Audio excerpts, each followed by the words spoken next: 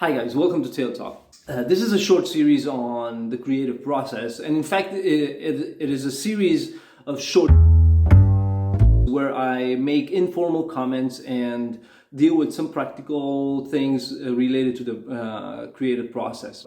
I'm going to talk about stuff like how do you go about creating something new, or how do you get unstuck when you're stuck creatively, or how do you develop an idea from scratch, or stuff like that. The idea of a map.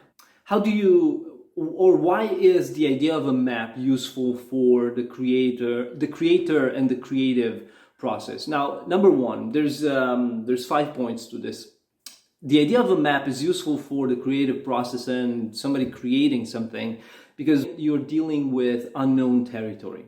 A map means, let's say you are building the map, which means you are, or at least in my case, the way I do that, or the way I go about that, is I write down everything. I have dozens and dozens of notebooks with notes and sketches and definitions and quotes and references, which in one way or another, through some miraculous, become useful at one point, somehow connect to different other things and marvelously create something. So the unknown territory needs a map. So all these sketches, all these notes, all the notebooks make up my map, right? It's not research.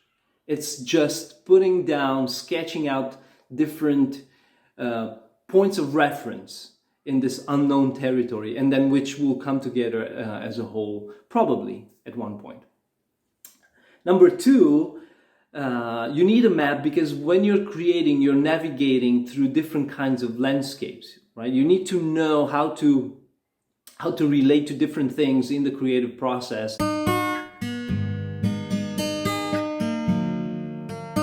in order to get to the end, to have the whole ready.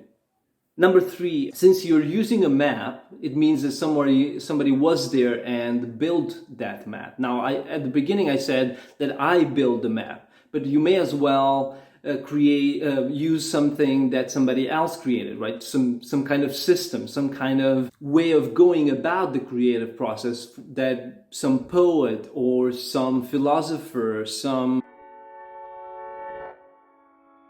songwriter used in order to create things, right? So that map means that somebody was there and dealt with several the different kinds of landscapes and the unknown territories. So you could already use that to help yourself. Point number four, a map is a big picture of something, right? You need to, in the creative process, it's always extremely useful to zoom out, to see the big picture of what you want to do, and not always focus on the small details because you will get lost among the different landscapes. And then finally, a map is something you can show others for input or reference. You could use that map that you have, the notes, the references, the quotes, and everything you want to put together, and ask advice, ask for feedback, ask for opinions about, is this good? Does this sound good? Is this the right way that I'm going? It would take some humility in that, but I think it's a good way of going about creating something new. So basically that's the first episode in this. How do you go about creating something new? So I hope that was useful. See you in the next episode. Bye.